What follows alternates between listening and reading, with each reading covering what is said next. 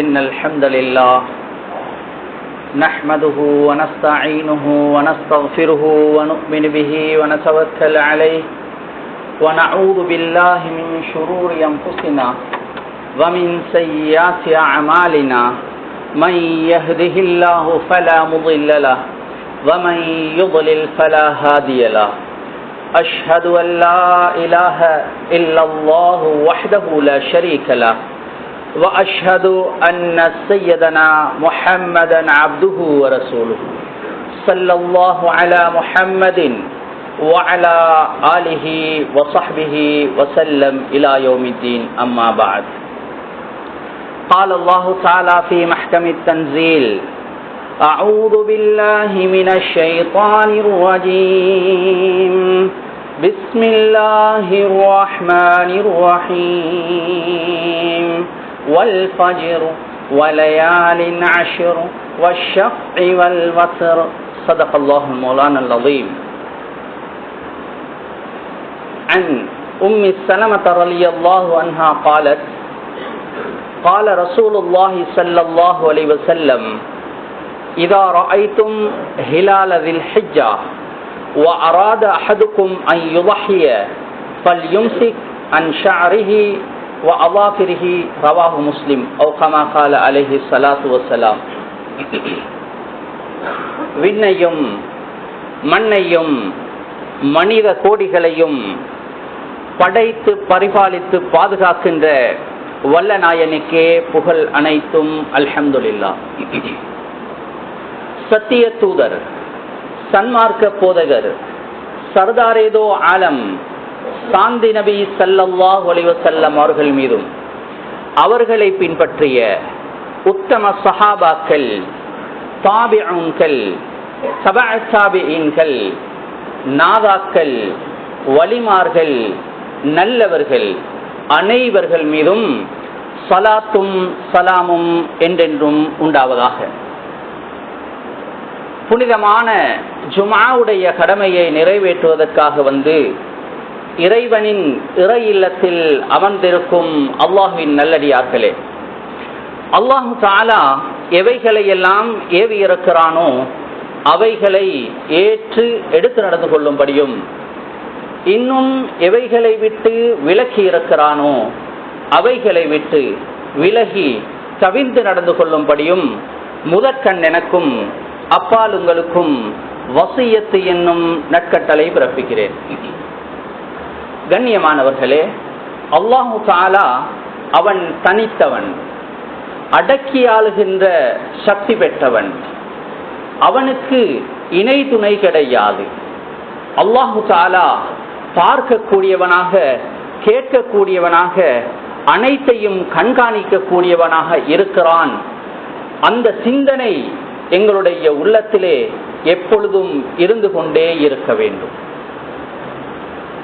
அந்த சிந்தனை எங்களுடைய உள்ளத்திலே இருக்குமாக இருந்தால் பாவம் செய்ய பயப்படுவோம், பாவத்திலிருந்து எங்களை நாங்கள் தூரமாக்கிக் கொள்ளுவோம். ஒருவன் நம்மை பார்க்கிறானே என்ற சிந்தனை, அல்லாஹுடைய சிந்தனை எப்பொழுதும் அடிமனதிலே ஆழமாக பதிந்திருக்க வேண்டும்.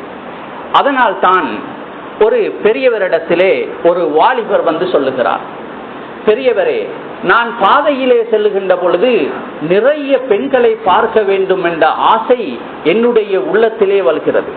என்னுடைய கண்களை என்னால் கட்டுப்படுத்திக் கொள்ள முடியாது. நான் என்ன செய்ய வேண்டும் என்று கேட்கிறார்.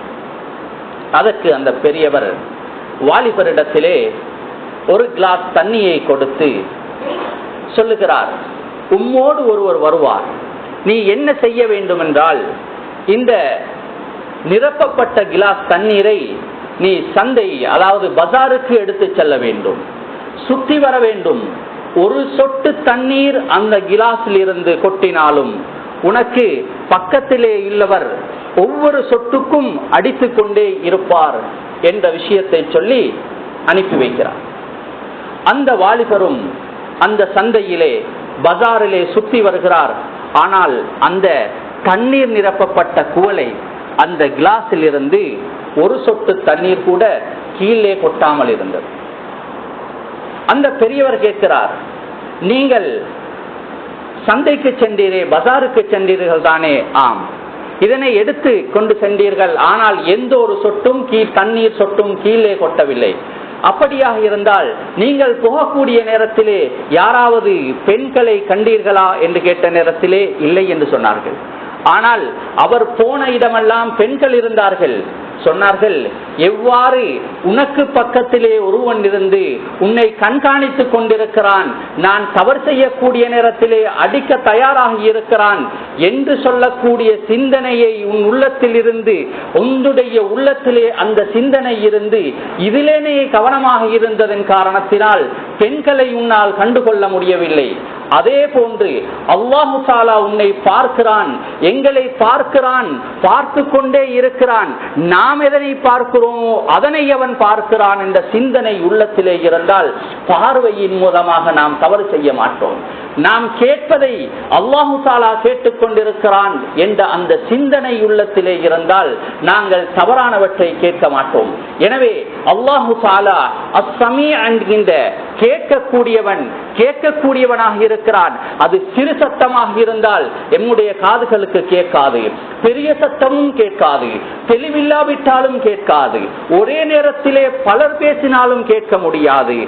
ஆக சிறிய மற்றவர்களால் கேட்க முடியாத சத்தத்தையும் எங்களால் கேட்க முடியாது. ஆனால் இந்த எல்லா விதமான சத்தங்களையும் கேட்கக்கூடிய, காதில்லாமலேயே அதனை கேட்கக்கூடிய அல்லாஹு தஆலா லைஸ கமிஸ்லிஹி ஷைஉன், உலகத்திலே இருக்கக்கூடிய எந்த ஒரு படைப்பினங்களை போலவும் அவனை ஒப்பிட முடியாது. அனைத்துக்கும் மாற்றமானவனாக அவன் இருக்கிறான். எனவே அனைத்தையும் கேட்கக்கூடிய ரப்பு, அந்த ரப்பை நாங்கள் ஏற்றிருக்கிறோம், தொழுகிறோம், அவனுக்காக வேண்டிய அமல்களை செய்கிறோம். எனவே அவன் பார்க்கிறான் என்ற அந்த சிந்தனை, அவன் கேட்கிறான் என்ற அந்த சிந்தனை எங்களுடைய உள்ளத்திலே நாங்கள் அதனை ஆழமாக பதித்துக் கொள்ள வேண்டும். எங்களுடைய பிள்ளைகளுக்கும் மனைவி மக்களுக்கும் மற்றவர்களுக்கும் இந்த விஷயத்தை நாங்கள் எத்தி வைக்க வேண்டும்.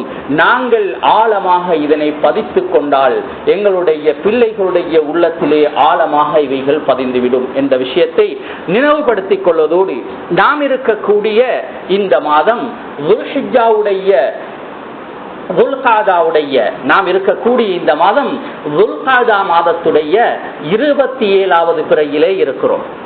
இந்த துல்காதாவுடைய மாதத்தை இஸ்லாமிய வரலாற்றோடு சம்பந்தப்படுத்தி பார்க்கக்கூடிய நேரத்திலே பல வரலாற்று நிகழ்வுகள் இந்த மாதத்திலே நடைபெற்றிருக்கின்றன.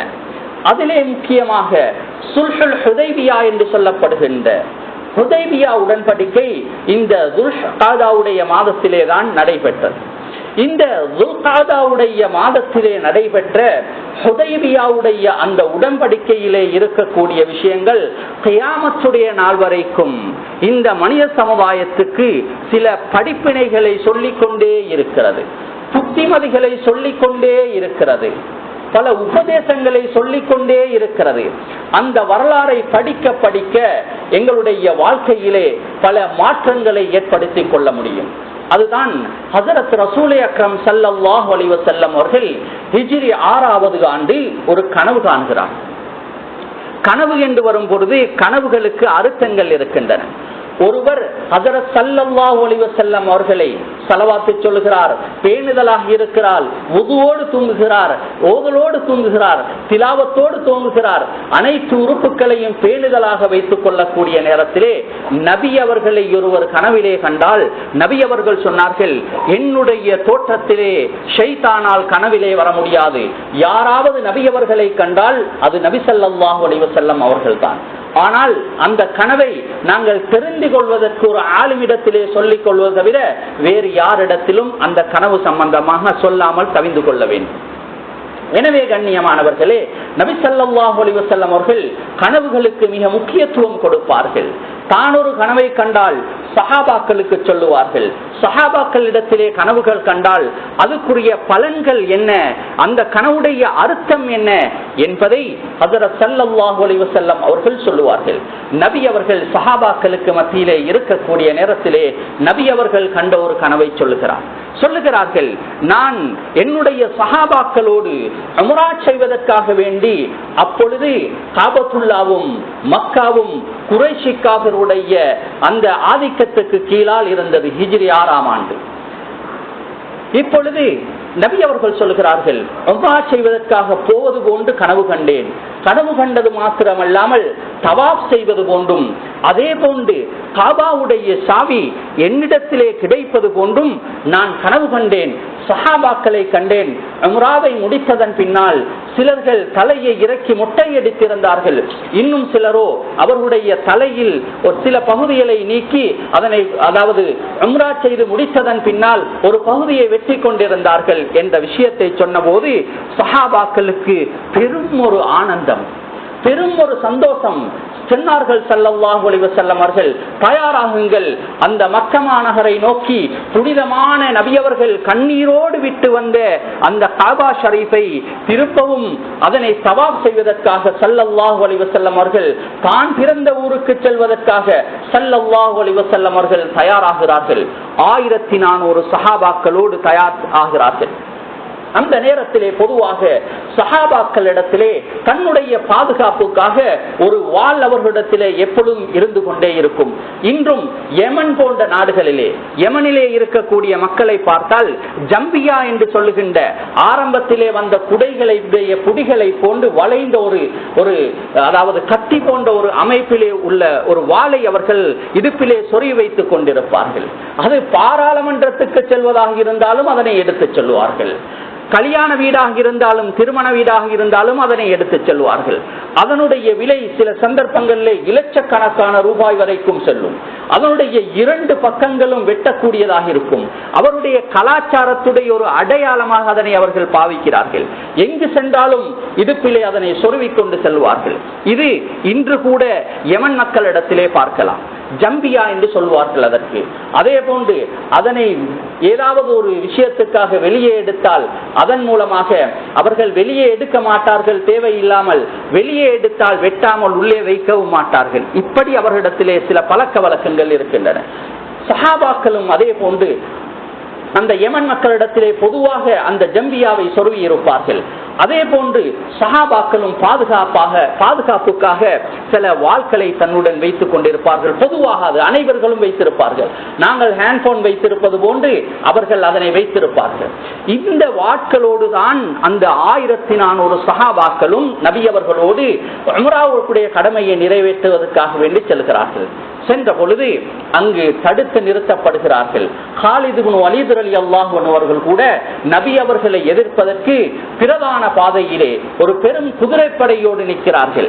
நபி அவர்கள் தந்திரமாக பாதையை மாற்றி வேறொரு பக்கத்தால், ஏனெனில் நபி அவர்கள் சென்றது யுத்தம் செய்வதற்கல்ல, பாதையை மாற்றி அவர்கள் செல்ல முற்படக்கூடிய நேரத்திலே அங்கே செல்ல முடியாது. ஹுதைபியா என்கின்ற இடத்திலே ஒரு உடன்படிக்கை, நீண்ட சம்பவம், விஷயத்தை சொல்லுகிறேன் என்னவென்றால், ஹுதைபியா என்ற அந்த இடத்திலே அங்கு உடன்படிக்கை கைச்சாத்திடப்படுகிறது. அந்த உடன்படிக்கையிலே இருந்த பெரும் பகுதி நபி அவர்களுக்கு சார்பானதாக இருக்கவில்லை, நபி அவர்களுக்கு சாதகமானதாக இருக்கவில்லை.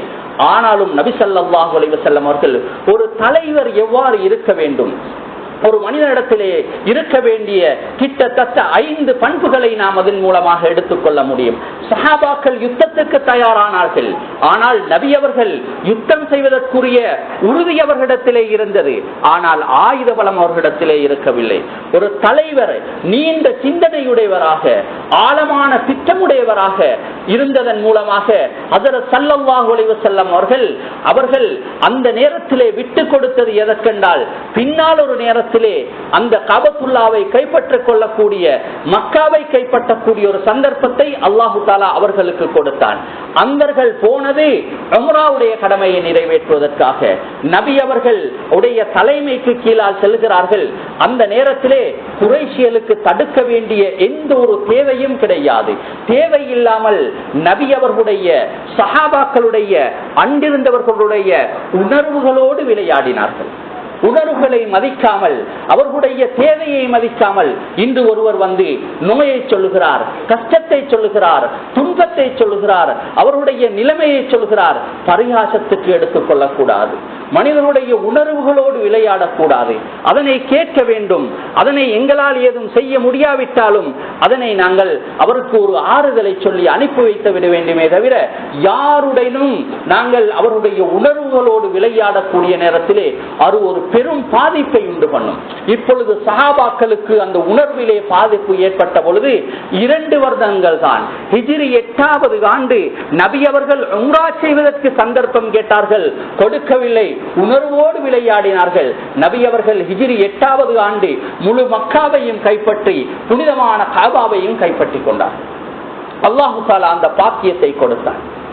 ஆனாலும் பாருங்கள், அந்த நேரத்திலே உஸ்மான் இப்னு தல்ஹா பனு ஷைபா என்ற ஒரு கோத்திரத்திலே பரம்பரையிலே தான் காபாவுடைய சாவி இருக்கிறது. இதுவரைக்கும் அவர்களிடத்திலே தான் இருக்கிறது. ஒரு பையிலே போட்டு அந்த சாவியை எடுத்து வைத்து விடுவார்கள். அந்த நேரத்திலே சாவியை கேட்கிறார்கள் காபாவை திறப்பதற்கு. உஸ்மான் இப்னு தல்ஹா மறுக்கிறார்கள். அங்கே நபி ஸல்லல்லாஹு அலைஹி வஸல்லம் அவருடைய ஆதிக்கம் இருக்கக்கூடிய, அவருடைய தலைமைக்கு கீழால் மக்கள் இருக்கிறார்கள், சஹாபாக்கள் இருக்கிறார்கள். அந்த பகுதியை கைப்பற்றி கொண்டார்கள்.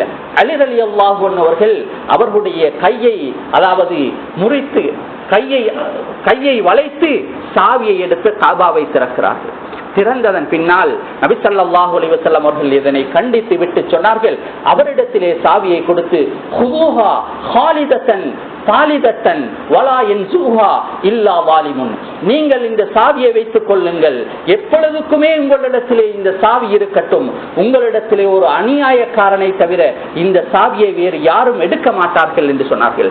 அங்கு தவாப் செய்யக்கூடிய நேரத்திலே தவாப் எந்த ஒரு காரணம் இல்லாமல் நபி அவர்களும் சஹாபாக்களும் தவாப் செய்வதன் மூலமாக எந்த ஒரு பிரச்சனையும் அவர்களுக்கு கிடையாது.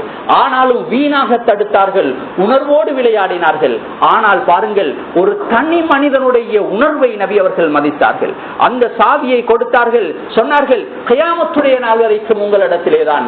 இன்று வரை கூட உஸ்மான் இப்னு தல்ஹா ரலியல்லாஹு அன்ஹு அவர்கள் பனு ஷைபா என்ற கோத்திரத்தை சேர்ந்தவர்கள், அவர்களுடைய குடும்பத்தினிடத்தில்தான் இதுவரைக்கும் சாவி இருக்கிறது.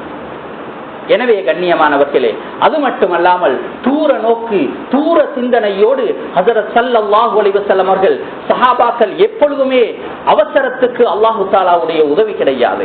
அல் அஜ்லத்து மினஷ் ஷைத்தான். சில நேரங்களிலே நாங்கள் ஆவேசப்படுவோம். அது குடும்ப விஷயமாக இருக்கலாம், நண்பர்களோடாக இருக்கலாம், வியாபாரமாக இருக்கலாம், சமூகம் சம்பந்தப்பட்டதாக இருக்கலாம், உறவுகள் சம்பந்தப்பட்டதாக இருக்கலாம். அவசரக்காரன், அவசர புத்தி என்பது இது ஷைத்தானோடு சம்பந்தப்பட்டது. இன்று பல நிலைமைகளில் நாங்கள் அவசரத்தை வைத்து முடிவு செய்கின்ற பொழுது ஒரு பொழுதும் அல்லாஹு தஆலாவுடைய உதவி அந்த மனிதனுக்கு வந்து சேராது. நபி அவர்கள் சொன்னார்கள், அல் அஜ்லத்து மினஷ் ஷைத்தான். ஒரு மனிதன் சுறுசுறுப்பாக இருக்க வேண்டும், ஆனால் அவசரப்படக்கூடாது. சுறுசுறுப்பு என்பது வேறு, அவசரம் என்பது வேறு. சிந்திக்காமல் நிதானம் இல்லாமல் முடிவு செய்வது இது அவசர புத்திக்கு அல் அஜ்லத்து மினஷ் ஷைத்தான். நபி அவர்கள் சொன்னார்கள், ஷைத்தானில் நின்றும் உள்ளது. வல் அனாது மின் அல்லாஹ். நிதானமாக ஒரு மனிதன் நடந்து கொள்வது இது அல்லாஹ்வுடைய புறத்தில் இருந்தும் உள்ளது என்று சொன்னார்கள். இந்த சமூகத்திலே இருக்கின்ற அதே போன்று குடும்ப பிரச்சனைகள் பலதுக்கும் காரணம் அவசர புத்தி. அவசர புத்தியின் மூலமாக 100 பிரச்சனைகள், இன்று நூற்றுக்கணக்கான ஆயிரக்கணக்கான பிரச்சனைகள் உருவாகி இருக்கின்றன. நபி அவர்கள் எப்பொழுதும் நிதானமாகத்தான் முடிவு செய்வார்கள். 1400 சஹாபாக்களும் யுத்தத்துக்கு மட்டுமல்ல தங்களுடைய உயிர்களை தியாகம் செய்வோம் யா ரசூலல்லாஹ் தயாரானார்கள். ஆனால் நபி அவர்கள் தலைமைத்துவ பண்பு அந்த சொன்னதற்காக வேண்டியல்ல, நிதானமாக யோசித்தார்கள். அவசரம் இல்லாமல், பதற்றம் இல்லாமல், கோபப்படாமல் நபி அவர்கள் யோசித்ததின் காரணத்தினால் தான் கியாமத்துடைய நாள் வரைக்கும் அது ஒரு படிப்பினையாக இன்று எமக்கு அமைந்திருக்கிறது. எனவே கண்ணியமானவர்களே, எங்களுடைய வாழ்க்கையிலே நாங்கள் கோபப்படுவோமாக இருந்தால் நிறைய விஷயங்களை இழந்து விடுவோம்.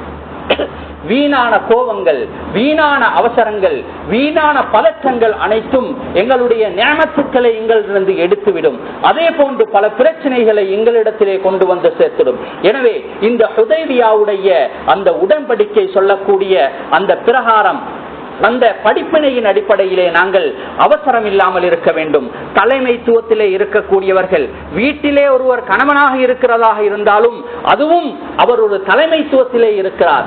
யார் பதறினாலும் இவர் பதறக்கூடாது, யார் அவசரப்பட்டாலும் இவர் அவசரப்படக்கூடாது, யார் கோபப்பட்டாலும் இவர் கோபப்படக்கூடாது, யார் சிந்திக்காவிட்டாலும் இவர் முழுமையான சிந்தனை, ஆழ்ந்த சிந்தனையுடையவராக இருக்க வேண்டும். அதே போன்று நீளம், அதாவது திட்டங்களோடு ஒவ்வொரு காரியத்தையும் செய்ய வேண்டும் என்பதை ஹஜ்ரத் ஸல்லல்லாஹு அலைஹி வஸல்லம் அவர்கள் இந்த ஹுதைபியாவுடைய உடன்படிக்கையின் மூலமாக எங்களுக்கு உணர்த்துகிறார்கள். எனவே இவைகளை படிப்பினையாக எடுத்துக் கொள்வதோடு நாம் இருக்கக்கூடிய இந்த மாதம் துல்காதாவுடைய 27வது தினம் ஞாயிற்றுக்கிழமை துல்ஹஜ்ஜுடைய மாதத்துக்காக வேண்டி பிறை பார்ப்பார்கள். எங்களுடைய நாட்டிலிருந்தும் பல நூற்றுக்கணக்கான மக்கள் ஹஜ்ஜுடைய கடமையை நிறைவேற்றுவதற்காக வேண்டி மக்கமா நகரை நோக்கி சென்றிருக்கிறார்கள், சென்று கொண்டிருக்கிறார்கள். எனவே அல்லாஹு தாலா அவர்கள் அனைவருடைய ஹஜ்ஜுகளையும் ஹஜ்ஜுல் மப்ரூராக அல்லாஹு தாலா ஆக்கி அருள்வானாக. அதே போன்று உம்மு ஸலமா ரலியல்லாஹு அன்ஹா அவர்கள் சொல்லுகிறார்கள், அதாவது துல்காதாவுடைய மாதம் வருவதற்கு முன்னால் நாங்கள் அந்த துல்ஹஜ்ஜுடைய மாதம் வருவதற்கு முன்னால் துல்ஹஜ்ஜுடைய மாதத்துக்காக வேண்டி நாங்கள் எங்களை தயார் செய்து கொள்ள வேண்டும். இன்னொன்று, துல்ஹஜ்ஜுடைய மாதம் வந்ததன் பின்னால் அதிலே செய்யப்பட வேண்டிய அமல்கள் என்ன, இபாதத்துக்கள் என்ன என்பதை நாங்கள் பார்க்கக்கூடிய நேரத்திலே உம்மு ஸலமா ரலியல்லாஹு அன்ஹா அவர்கள் சொல்கிறார்கள், இதா ரஅய்துமுல் ஹிலால், நீங்கள் துல்ஹஜ்ஜுடைய மாதத்துடைய பிறையை நீங்கள் கண்டுவிட்டால், ஸல்லல்லாஹு அலைஹி வஸல்லம் அவர்கள் சொல்கிறார்கள், உம்மு ஸலமா ரலியல்லாஹு அன்ஹா அவர்கள் அறிவிக்கிறார்கள், துல்ஹஜ்ஜுடைய மாதத்தின் பிறையை நீங்கள் கண்டுவிட்டால் ஃபல் யும்சிக், நீங்கள் தவிந்து கொள்ளுங்கள், அன் ஷஅரிஹி வ அல்ஃபாரிஹி, ரவாஹு முஸ்லிம், முஸ்லிமிலே பதிவு செய்யப்பட்டிருக்கிறது. உங்களுடைய நகங்களை வெட்டுவதை, அதே போன்று உங்களுடைய முடிகளை வெட்டுவதை, அதாவது மீசை கத்தரிப்பது, தலைமுடி வெட்டுவது, உடம்பிலே இருக்கக்கூடிய வேறு முடிகள், மறைமுகமான பகுதிகள், இந்த அனைத்தும் இதற்குள் அடங்கும். எனவே தவிந்து கொள்ள வேண்டிய பொறுப்பு இது ஒரு சுன்னத்தானதாக இருந்து கொண்டிருக்கிறது. ஆனால் ஒரு விஷயத்தை நினைவில் வைத்துக் கொள்ள வேண்டும், உஹ்யா கொடுப்பதற்கு யாரு நியத்து வைக்கிறார்களோ அவர்கள் தான் இதனை செய்ய வேண்டும். ஆனால் இன்றைய நாளும் சனிக்கிழமை, ஞாயிற்றுக்கிழமை 3 நாட்கள் எங்களுக்கு இருக்கின்றன. இந்த நாளைக்குள் நாங்கள் எங்களுடைய நகங்களை வெட்டி கொள்ள வேண்டும், தலைமுடி வெட்டுவர்கள் வெட்டி கொள்ள வேண்டும், அதே போன்று மீசைகளை கத்தரிப்பவர்கள், ஏனைய சம்பந்தப்பட்டவைகளை செய்யக்கூடியவர்கள் அந்த முடிகளை கத்தரிக்கக்கூடிய விஷயத்திலே நாங்கள் ஈடுபட்டுக் கொள்ள வேண்டும். ஏனெனில் 10 நாட்களின் பின்னால், அதாவது இஸ்லாம் எப்பொழுதும் சுத்தத்தை வலியுறுத்தி கொண்டிருக்கிறது. நாங்கள் ஓரிரு வாரங்கள் நகங்கள் வெட்டாமல், மீசையை கத்தரிக்காமல் அப்படியே விட்டு அதே போன்று அந்த துல்ஹஜ்ஜுடைய மாதத்திலே சுன்னத்தான அந்த பகுதியிலே நாங்கள் மீசைகள் நகங்கள் வெட்டாவிட்டால் அது மிக நீளமாக வளரக்கூடிய சந்தர்ப்பம் இருக்கிறது. எனவே ஒவ்வொரு மனிதனும் எப்பொழுதும் சுத்தமாக இருக்க வேண்டும், அவனுடைய மீசைகள் கத்தரிக்கப்பட்டிருக்க வேண்டும், அவனுடைய அதே போன்று நகங்கள் வெட்டப்பட்டிருக்க வேண்டும். இது ஒவ்வொரு மனிதனும் கடைபிடிக்க வேண்டிய குர்ஆன் சொல்லிக் கொண்டிருக்கிறது. ஒரு மனிதன் சுத்தமானவனாக இருக்க வேண்டும். யா அய்யுஹல் முத்தஸிர், அந்த சூரா முத்தஸிலே வஸியாபக ஃபதஹிர், ஆடையை சுத்தமாக வைத்துக் கொள்ளுங்கள் என்பதை அல் குர்ஆனிலே அல்லாஹ் தஆலா ஒரு ஆயத்தை இறக்கி நமக்கு புத்திமதி சொல்லுகிறார். எனவே கண்ணியமானவர்களே, இந்த ஞாயிற்றுக்கிழமைக்கு முன்னால் நாங்கள் முடியுமான அளவு நியத்து வைத்தவர்கள் எங்களுடைய முடிகளை கத்தரிக்கக்கூடிய, வெட்டக்கூடிய, நகங்களை வெட்டக்கூடிய விஷயத்திலே ஈடுபட்டுக் கொள்ள வேண்டும். அதே போன்று துல்ஹஜ்ஜுடைய மாதம் வந்துவிட்டால் இது ஒரு முக்கியமான ஒரு மாதம், அதாவது அஷ்ஹுருல் ஹுருமிலே சேரக்கூடிய மாதம். இந்த மாதத்துடைய முதல் 10 நாட்கள் இருக்கின்றனவே மிகவும் முக்கியமான நாட்கள். நபிகள் நாயகம் ஸல்லல்லாஹு அலைஹி வஸல்லம் அவர்கள் சொன்னார்கள், இந்த நாட்களிலே மாமின் ஐயாமின் அல் அமலு ஸாலிஹு ஃபீஹின்ன, இந்த நாட்களிலே, அதாவது ஐயாமு தஷ்ரீக், அதாவது துல்ஹஜ்ஜுடைய மாதத்திலே முதல் 10 நாட்களிலே இரவுகளிலே செய்கின்ற அமல்கள் இருக்கின்றனவே, இந்த அமல்கள் அல்லாஹு தஆலாவுக்கு மிக விருப்பமான, ஏனைய நாட்களிலே செய்யப்படுகின்ற அமல்களை விட மிக மிக விருப்பமான அமல்கள் என்று சொன்னார்கள். அந்த நேரத்திலே சஹாபாக்கள் சொன்னார்கள், யா ரசூலல்லாஹ், வலல் ஜிஹாது ஃபீ சபீலில்லாஹ், ஜிஹாதிலே ஈடுபடுவது என்பது எவ்வளவு பெரிய அமல். ஒருவர் வெட்டப்பட்டால் உடனே அவருடைய கடன் இல்லாதவர்கள், அதாவது ஒரு ஷஹீதுக்கு அந்த மனிதருடைய பெயர் சுவர்க்கத்துக்காக வேண்டி எழுதப்படுகிறது, சுவர்க்கத்துக்கு தகுதியான ஒரு மனிதராக மாறிவிடுகிறார். இந்த நேரத்திலே ஸல்லல்லாஹு அலைஹி வஸல்லம் சொன்னார்கள், ஃபகால ரசூலுல்லாஹி ஸல்லல்லாஹு அலைஹி வஸல்லம் வலல் ஜிஹாது ஃபீ சபீலில்லாஹ், அந்த 10 நாட்களிலே அமல் செய்வது என்பது ஜிஹாதிலே செல்வதை விட சிறந்தது என்று ஸல்லல்லாஹு அலைஹி வஸல்லம் அவர்கள் சொல்லி இருக்கிறார்கள். எனவே பொதுவாக ஹஜ்ஜுடைய கடமை ஒரு மக்கள் ஒரு மாதத்துக்கு முன்னால், 25 நாட்களுக்கு முன்னால், 20 நாட்களுக்கு முன்னால், 15 நாட்களுக்கு முன்னால் என்று சென்றாலும் கூட துல்ஹஜ்ஜுடைய மாதத்திலே 6 நாட்கள் தான் ஹஜ்ஜுடைய கடமை நிறைவேற்றக்கூடிய நாட்கள். அந்த நாட்களிலே முதலாவது நாள், அதாவது மாதத்துடைய 8வது பிறை, இதனை சொல்லுவார்கள் யௌமு தர்வியா என்று சொல்வார்கள், தண்ணீர் கொடுக்கக்கூடிய நாள் என்று சொல்லுவார்கள். அந்த நாளையிலே மினாவுக்கு செல்கிறார்கள், மினாவுக்கு செல்வார்கள். அடுத்ததாக அரஃபாவுடைய நாள், அரஃபாவுடைய நாள் எவ்வளவு முக்கியமான நாள், அதனுடைய பகல் நேரம் எவ்வளவு முக்கியமானது. உலகத்திலே அல்லாஹு தஆலா துஆவை ஏற்றுக்கொள்கின்ற ஒரு மைதானமாக, ஒரு இடமாக அந்த இடத்தை வைத்திருக்கிறான். யார் கையேந்தினாலும், அதாவது நிபந்தனைகளோடு நல்லவர்களாக எந்த தேவையை கேட்டாலும் அல்லாஹு தஆலா நிறைவேற்ற காத்துக் கொண்டிருக்கிறான். அதே போன்று முஸ்தலிஃபாவுடைய அந்த பகுதி, முஸ்தலிஃபாவுடைய பகுதி அன்றைய இரவு, அதாவது அரஃபாவுடைய மைதானத்திலே பகல் நேரத்தை கழித்ததன் பின்னால் இரவிலே அவர்கள் முஸ்தலிஃபாவிலே தங்குவார்கள். அதன் பின்னால் மினாவுக்கு வருவார்கள். யௌமு தர்வியா, யௌமு அரஃபா, அடுத்ததாக யௌமு நஹர், பெருநாள் தினத்துடைய இரவு.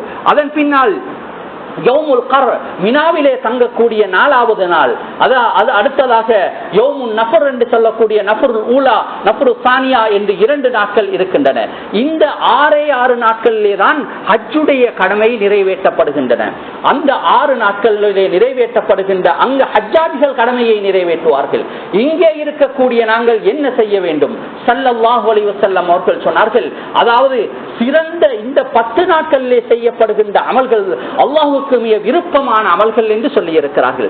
அப்படியாக இருந்தால் முதலாவதாக இஸ்திக்ஃபாரில் இருந்து, தௌபாவில் இருந்து நாங்கள் ஆரம்பிக்க வேண்டும்.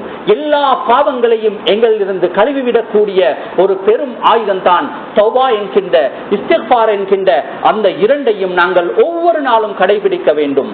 ஸல்லல்லாஹு அலைஹி வஸல்லம் அவர்கள் சொன்ன, அவருடைய 2வது ஹலீஃபாவாகிய உமர் ரலியல்லாஹு அன்ஹு அவர்கள் சொல்வார்கள், ஹாசிபு கப்ல அன் யுஹாசபு, ஒவ்வொரு நாளும் இரவு அழுவார்கள் உமர் ரலியல்லாஹு அன்ஹு அவர்கள், நான் என்ன தவறை செய்திருக்கிறேன், என்ன காரியத்தை நான் விட்டிருக்கிறேன், என்னால் என்ன அநியாயம் நடைபெற்றிருக்கிறது என்று தன்னைத்தானே கேட்டுக்கொள்வார்கள். கியாமத்துடைய நாளையிலே அல்லாஹு தஆலா கேட்பதற்கு முன்னால் உங்களை நீங்கள் கேட்டுக்கொள்ளுங்கள் என்று சொல்வார்கள் உமர் ரலியல்லாஹு அன்ஹு அவர்கள். எனவே கண்ணியமானவர்களே, இந்த நாளையிலே அதிகமாக குர்ஆனை ஓத வேண்டும், விக்ர்களை அதிகமாக செய்ய வேண்டும், தான தர்மங்கள் சதகாக்களை செய்ய வேண்டும். சதகாக்கள் என்கின்ற பொழுது நிறைய தேவையுள்ள மக்கள் இருப்பார்கள். சில நேரங்களிலே சில மக்கள் ஆபரேஷன் பண்ணப்பட்டிருப்பார்கள். ஆனால் அவர்களுக்கு கொடுத்திருக்கக்கூடிய மருந்தை வாங்கிக் கொள்ள முடியாமல் சில சமயங்களிலே அவர்கள் அந்த மருந்தை குடிக்காமல் கூட விட்டு விடுவார்கள். அதனால் மேலும் மேலும் நோய் அதிகரிக்கக்கூடிய சந்தர்ப்பம் ஏற்பட்டு விடுகிறது. பலரும் இப்படிப்பட்ட மக்கள் இருக்கிறார்கள். சதகா என்பது குறிப்பிட்டவைகள் மட்டுமல்ல, அனைத்தையும் இனங்கண்டு நாங்கள் இல்லாத மக்களுக்கு, ஏழை எளியோர்களுக்கு, எங்களுடைய பகுதிகளில் இருக்கக்கூடியவர்களுக்கு நாங்கள் எங்களால் முடியுமான உதவிகளை செய்ய வேண்டும். ஆக சிறப்பான, அல்லாஹ்வே ஆக விரும்பக்கூடிய, அல்லாஹ் விரும்பக்கூடிய, மிகவும் விரும்பக்கூடிய அமல்களிலே இவைகள் கருதப்படும். எனவே தொழுகை, அதே போன்று இரவு நேரங்களிலே தொழுவது, நபி அவர்கள் கூட கால் வீங்கும் அளவு தொழுவதாக இருந்தால் நாங்கள் எங்களுடைய வாழ்க்கையிலே ஒரு நாளாவது முன்பின் பாவம் மன்னிக்கப்பட்ட ஸல்லல்லாஹு அலைஹி வஸல்லம் அவர்கள் கால் வீங்க தொழுதிருக்கிறார்கள் என்றால், எங்களுடைய வாழ்க்கையிலே நாங்கள் கால் வீங்க சென்றிருக்கிறோம் என்றால், யாராவது வாகனத்திலே சென்றால் சொல்லுவோம் கால் வீங்கி இருக்கிறது, நீண்ட தூர பயணம் என்பார்கள். பஸ்ஸிலே செல்லக்கூடியவர்கள் நீண்ட தூரம் சென்றோம், கால் வீங்கி இருக்கிறது என்று சொல்வார்கள். ஆனால் நபி அவர்கள் தொழுகையின் மூலமாக நீண்ட நேரம், பல மணித்தியாலங்கள், பல ஜுசுக்களை தொழுதலின் காரணத்தினால் ஸல்லல்லாஹு அலைஹி வஸல்லம் அவருடைய கால் வீங்கி இருக்கிறது. அப்படியாக இருந்தால் முன்பின் பாவம் மன்னிக்கப்பட்ட நபி அவர்களே அவ்வாறு அமல் செய்திருக்கிறார்கள் என்றால், இரவு நேரம் என்பது ஒரு மகத்துவம் மிக்க ஒரு பகுதி. இரவு நேரம் லைலத்துல் கத்ராக இருந்தாலும், பத்ருடைய இரவு ஸல்லல்லாஹு அலைஹி வஸல்லம் அவர்கள் அழுது துஆ கேட்டு துஆ ஒப்புக்கொள்ளப்பட்ட இரவாக இருந்தாலும், குர்ஆன் இறக்கப்பட்டதாக இருந்தாலும், அல்லாஹு தஆலா அடிவானத்துக்கு இறங்கி வருவதாக இருந்தாலும், அடியார்களின் தேவையை கேட்டு பாவங்களை மன்னித்து அடியார்களுக்கு கேட்கக்கூடிய எல்லா துஆக்களை ஏற்றுக்கொள்வதாக இருந்தாலும் இரவு நேரத்திலே நடைபெறுகிறது குறிப்பாக. அதனால் இரவு நேரத்தை வீணாக்காது நாங்கள் அந்த இரவு நேரத்திலே அதிகமான அமல்களிலே ஈடுபட வேண்டும், சதக்காக்களிலே ஈடுபட வேண்டும், தொழுகையிலே ஈடுபட வேண்டும், திலாவத்திலே ஈடுபட வேண்டும், இஸ்திக்பாரிலே ஈடுபட வேண்டும், எங்களை தாங்களே சுய விசாரணை செய்து கொள்ள வேண்டும். இப்படிப்பட்ட நல்ல அமல்களிலே நாங்கள் எங்களை ஈடுபடுத்திக் கொள்வதோடு, கண்ணியமானவர்களே, கடைசி ஒரு ஹதீஸை மட்டும் சொல்லி முடித்துக் கொள்கிறேன். உம்மு சலமா ரலியல்லாஹு அன்ஹா அவர்கள் சொல்கிறார்கள், 4 அமல்களை ஸல்லல்லாஹு அலைஹி வஸல்லம் அவர்கள் எப்பொழுதுமே விட்டது கிடையாது. லம் யகுன் நபி ஸல்லல்லாஹு அலைஹி வஸல்லம் யதஅஹுன்ன, அந்த 4 விஷயங்களை ஸல்லல்லாஹு அலைஹி வஸல்லம் அவர்கள் எப்பொழுதுமே விட்டது கிடையாது. யௌமு ஆஷூரா, ஆஷூரா தினத்திலே ஸல்லல்லாஹு அலைஹி வஸல்லம் அவர்கள் நோன்பு நோட்பார்கள், அதனை விடவே மாட்டார்கள், வஃபாத் வரைக்கும் அதனை செய்தார்கள். அதே போன்று ஸல்லல்லாஹு அலைஹி வஸல்லம் அவர்கள் இரண்டாவதாக சொன்னார்கள் அஷ்ர் என்றால், அதாவது இந்த துல்ஹஜ்ஜுடைய மாதத்திலே 10 நாட்களிலே அரஃபாவுடைய நாள் ஹஜ்ஜாஜிகள் நோன்பு நோக்க மாட்டார்கள். மற்றவர்கள் நாங்கள் அனைவர்களும் முதலாவது பிறையிலிருந்து 9வது பிறை வரைக்கும் நோன்பு பிடிப்பது சுன்னத்தான ஒரு காரியமாக இருக்கிறது. முடியுமானவர்கள் சக்திக்கு ஏற்றவாறு அந்த நோன்பை நோட்டுக் கொள்ள வேண்டும்.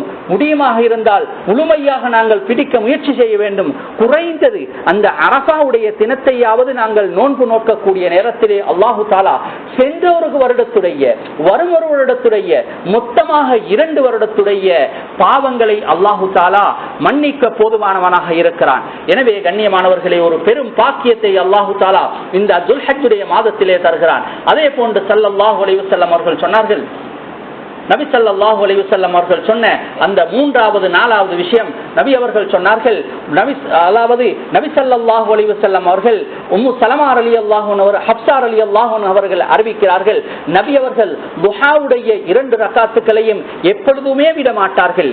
மாதத்திலே 13, 14, 15வது தினங்களிலே எப்பொழுதும் ஒவ்வொரு மாதமும் நோன்பு நோட்டுவார்கள் என்ற அந்த 4 விஷயங்களையும் நபி அவருடைய மனைவி ஹப்ஸா ரலியல்லாஹு அன்ஹா அவர்கள் சொல்லுகிறார்கள். எனவே கண்ணியமானவர்களே, ஒரு நல்ல சந்தர்ப்பம் எங்களுக்கு வந்திருக்கிறது. அதே போன்று உம்ராவுடைய ஹஜ்ஜுடைய கடமைகளை நிறைவேற்றுவதற்கும் அல்லாஹு தஆலா எங்களுக்கு பாக்கியம் தர வேண்டும் என்றும் செய்தவர்களும் சந்தர்ப்பங்கள் கிடைத்தவர்களும் கிடைக்காதவர்களும் நாங்கள் அல்லாஹு தஆலாவிடத்திலே கையேந்த வேண்டும். அதே போன்று ஏனைய உலகத்திலே கஷ்டப்படக்கூடிய, துன்பப்படக்கூடிய, யுத்தத்தால் பாதிக்கப்பட்ட, குறிப்பாக பலஸ்தீனிலே இருக்கக்கூடிய, இன்னும் பல நாடுகளில் இருக்கக்கூடிய, வறுமையின் மூலமாக கஷ்டப்படக்கூடிய, எங்களுடைய நாட்டிலும் வறுமையின் மூலமாக கஷ்டப்படக்கூடிய தேவையுள்ள அனைத்து மக்களுக்கும் செலவு போகாது இருகரமேந்தி கையேந்தக்கூடிய நேரத்திலே அல்லாஹு தஆலா அவைகள் அனைத்தையும் ஏற்றுக்கொள்ளக்கூடியவனாக இருக்கிறான். யா அல்லாஹ், எங்களுடைய பாவங்களை மன்னிப்பாயாக, எங்களை பொருந்திக் கொள்வாயாக, எங்களை ஏற்றுக்கொள்வாயாக, உள்ளம் பரிசுத்தப்பட்டவர்களின் கூட்டத்திலே எங்கள் அனைவர்களையும் சேர்த்தருள்வாயாக.